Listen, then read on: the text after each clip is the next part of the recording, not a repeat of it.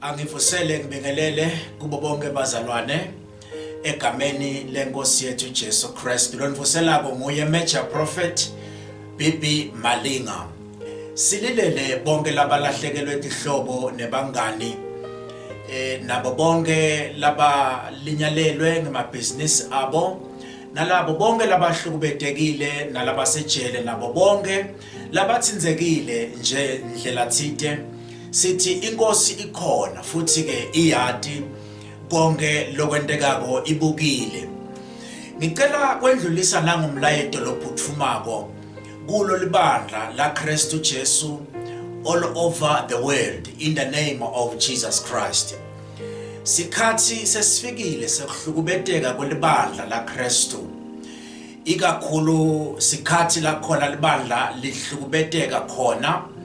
Ikakhulu kuhlukubeteka kakhulu kwendvumiso.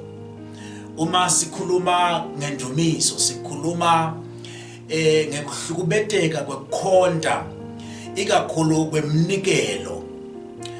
Kutasikhathi kude masinyane dudane la khona sitawubona buhlukubeteka kwelibandla la khona kufaka phakathi ngisho nebaholi bemhlaba nahulumende wemhlaba ashicilela umthetho thide kulwa noma kuphambana nendvumiso yemnikelo. La khona tonke tingcebo taNkulunkulu ngitibona tiyamasha, ufuna emalungelo elivi la Nkulunkulu. Lokhu kusikhathi sokugcina, sikhathi la khona libandla la Nkulunkulu lihlukubeteka khona. Anguvete lo mlayeto masinyane utawubona kuhlukubeteka kwelibandla, kutsinzeka kwelibandla ngalendlela lebhlungu. Anguvete lo mlayeto namhlanje egameni lika Jesu Christ ukuthi sikhathi lesingiso lesibita ukuthi wonke umuntu atilungiselele kunabo bumadima lesibhekana nabo masinyane kulo libandla la Kristu uJesu. Ngitothi namhla you must watch and pray ukuze ukukholwa kwenu kunganawuhluleka. Ngemagama lakhulunywa nguJesu kuPetro uthi, Petro bheka sengiya eJerusalem, la khona indvodzana yemuntu iyawubanjwa ishaywe khona. Kodwa sengikukhulekele Simon ukuze ukukholwa kwakho kungehluleki. Umthandazo wami namhla kusihlwa uthi uNkulunkulu akasisite ekukholweni kwethu ukuthi nasitibona tonke tintfo letivedwako namhlanje kukholwa kwethu kungehluleki. Egameni lika Jesu Kristu inkosi. Ngicela ukushiyana nawo magama.